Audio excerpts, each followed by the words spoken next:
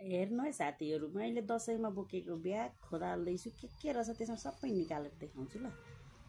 छन् चाहिँ केही छैन होला, अब हेरौँ के रहेछ। ओ रहेछ चकलेट 2 अनि ओ ललिपप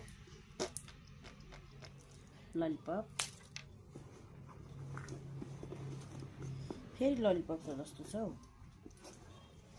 ललिपप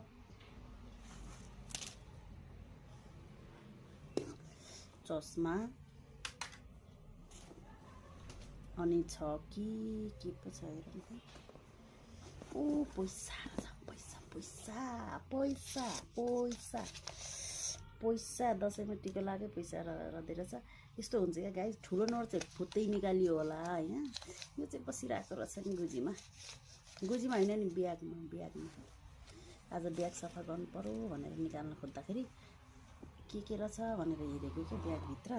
अनि अर्को यो सामान बोकेको छु हेर्नु नि गाइस।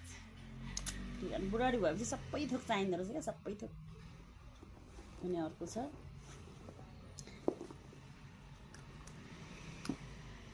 यो पनि चाहिएको हेर्नु न। अनि अब आफै विचार गर्नुहोस् त कति थोक चाहिन्छ हामीहरूलाई होइन।